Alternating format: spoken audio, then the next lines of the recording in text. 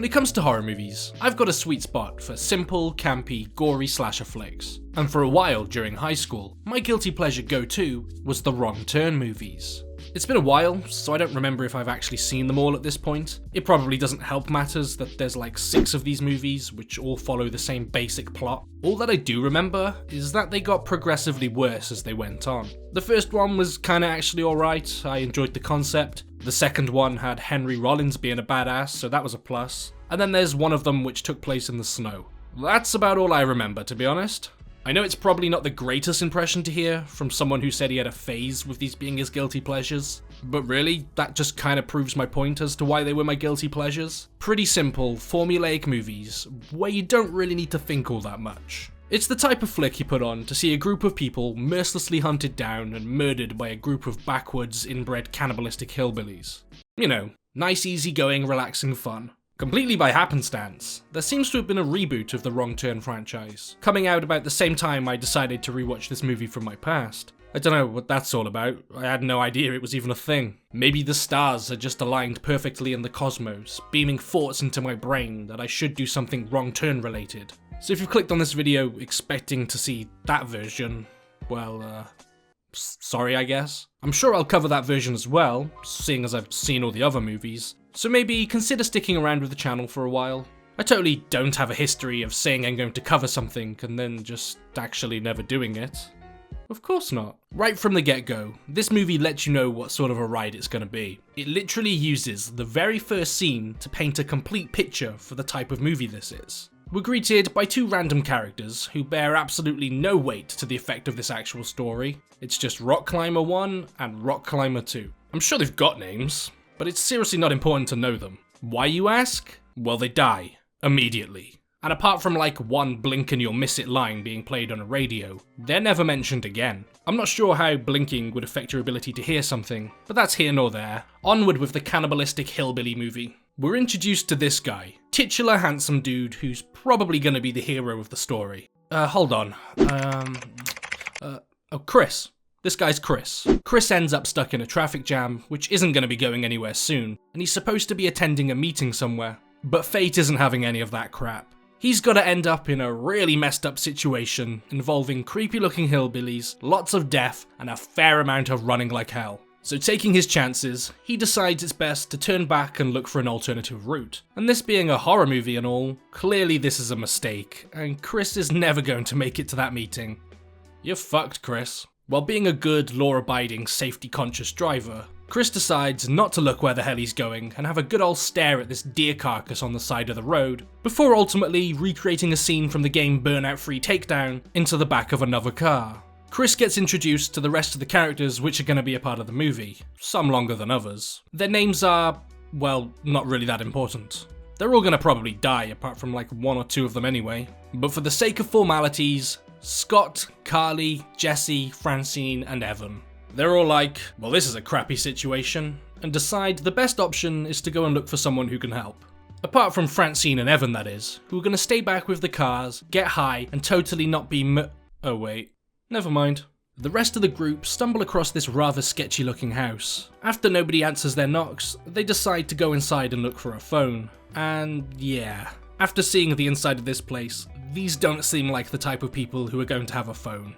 In a twist that absolutely nobody saw coming, they then discover several different remains of human corpses. Just as they're about to bolt their way out of the door, the owners of the house arrive, and with no other way of getting out, they each decide to hide and wait as they're forced to see their dead friend be brutally dismembered right in front of them, hiding there silently as they're forced to listen to the sound of cleavers taking chunks out of meat.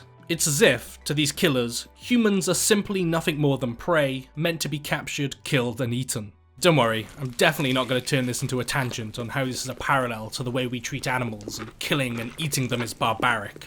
I do have to give this movie props for pulling off the tension in this scene quite well. At times, they're literal inches away from these heavy breathing, massive, scary, people-eating mutant-looking buggers, and it does a good job of concealing them away from the viewer, the same way the people hiding can't get a clear look at them. It does a good job of letting your imagination do a lot of work for you.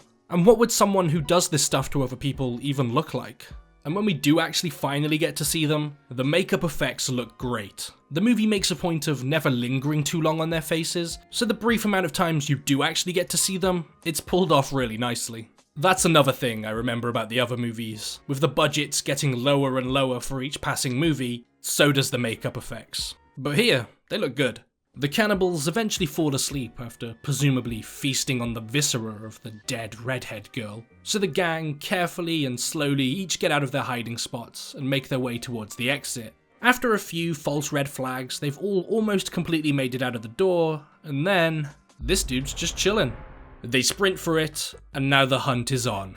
A hunt being conducted by 3 inbred cannibalistic mountain men, which just happen to be freakishly strong. The group come across a graveyard of cars, and come to the realization that this is a dumping ground for the vehicles of all the victims these cannibals have murdered. It kinda puts into perspective how long these guys have been up to their hijinks without anyone ever stopping them.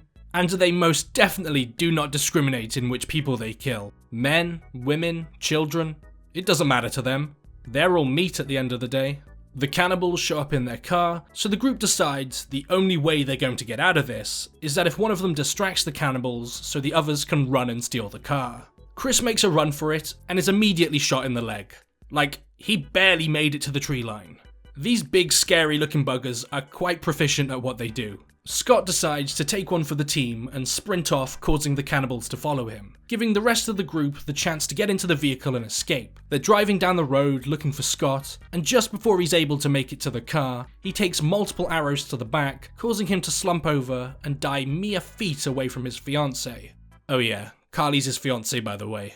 Well, was his fiancée. By this point, it's pretty clear the survivors aren't going to do very well against these cannibals. They seem to be incredibly well versed in hunting and quite proficient at killing, well, everything. These people are in their world now. A direct approach isn't gonna work. They're gonna cut you up and grind you into mincemeat. It's turned into a seriously dangerous game of cat and mouse. And of course there's gotta be some reason as to why they can't keep the car. More people have to get brutally murdered. They can't just be allowed to leave and, get help. That'd be boring. The characters end up coming across a watchtower and finding a radio. They're briefly able to call for help, but not able to give a location. And that's kinda like looking for a needle in a haystack. The movie gives us a shot of the characters looking out a window, and there's nothing but woods for miles. No one is gonna be able to find them here. These 3 charmingly beautiful gentlemen show up in hopes of having a gourmet dinner, and they decide to try and smoke the survivors out of the tower. But before they can experience life as extra crispy people, they leap of faith Assassin's Creed style out of the window to the trees below. All I can say about this scene is ouch and how. It's established that the trees are like 20 feet below them, and just look how they land. How are all of your ribs not shattered into tiny little pieces? They're making their escape through the treetops, when all of a sudden, Carly takes a bite out of this guy's axe and gets her head chopped off from above her jaw. Some would say she's speechless. Okay, I'll stop. Chris and the other girl, Jesse, manage to spring a trap on the smaller, more nimble one, which sends him flying off the tree branch, plummeting to the ground below. Now they're like really high up, and after going splat on the floor, this dude just kinda gets up and walks off like nothing happened. They manage to survive the night by sleeping behind a waterfall, and they see a police car driving past. Finally, things are starting to look up. It's a police officer who's been out looking for them since the call was made from the tower. They're finally going to be able to get out of this situation, call for backup, get some help, and be oh, he's dead. Jesse's been kidnapped by the cannibals, and not immediately killed like the rest of them. I'm not exactly sure why they don't kill her, but you do later on see her tied to a bed, so maybe the cannibals wanted to use her so they could produce more offspring and continue their bloodline? Who knows, I'm probably overthinking this movie. After killing the police officer, one of the cannibals gets in the car and takes it back to his home, where the other 2 and Jesse are located. Chris holds onto the bottom of the car and demonstrates some extreme upper body strength, while managing to hold himself up there the whole time. Like, damn dude, what's your workout routine? Now it's time for the final showdown. Chris either has to do something now, or face the probability of him and Jesse being turned into a light snack for these buggers. Chris launches a barrage of Molotovs at the building. He then drives right through the front of it, trapping one beneath the car, and then getting into a scuffle with one of these big boys and managing to stab him right in the chest with a large metal tool, giving him enough time to free Jesse, but not before being launched across the room. Just as Chris is about to go night-night, Jesse shoots the cannibal through the back of the head with a bow and arrow, and then plunging an axe into the chest of the other one. But just like you would expect from backwards, cannibalistic, super strong, scary inbreds, they just won't die. So to put a stop to it for once and for all, Chris blows up the house by shooting the gas canisters on the back of the truck. But for some strange, incomprehensible reason, the explosion sounds like the intro from I Feel Good by James Brown. In fact, that is the intro from I Feel Good by James Brown. What? Why? Why would you put that in there? It is such an iconic piece of music. What? And that's Wrong Turn, the movie which sparked my interest in watching inbred cannibalistic murderer movies. It's no cinematic masterpiece or anything, but I did find it still had that same appeal as when I watched it as a teenager. It's easy. There's a group of people in a dire situation. They start getting picked off one by one, there's some cool practical effects and makeup, and then the movie ends on a high note. It's the type of thing where you know exactly what you're gonna get. And that's fine. It's interesting to see a bunch of people out of their element, desperately trying to survive against a group of people who are most definitely in their element. So in order for them to survive, they've got to attempt to stay one step ahead and trick these cannibals wherever possible. I guess the benefit in it being an easy to watch popcorn horror flick is that it must have made money. At least I imagine it did, judging by the fact that it garnered so many different sequels and a reboot. I'm curious about that reboot as well, as I've heard literally nothing about it, and only discovered it was even a thing when deciding to make this video. So maybe I'll cover that at some point, and if I'm feeling extra generous, I might even do the sequels one day. This video was sponsored by nobody, because I only have 1,000 subscribers. If you like what you've just seen, consider clicking on another one of my videos, and maybe hitting that subscribe button if you're an absolute Chad. The channel's got a Discord server, with a link to that in the description, so if you want to join that and get some discussions flowing, or perhaps some movie recommendations, should definitely give that a look. If there's anything specific you'd like to see me cover, you could always comment that below, or even in the Discord server. I'll be sure to check out any recommendations and then maybe possibly do something with them. There's also a Patreon for the channel as well, so if you have the means to and would like to help out financially, then there's an option for that as well. Because you know, I'm an e-beggar. So yeah, hopefully you'll be back for another video, and until then, bye.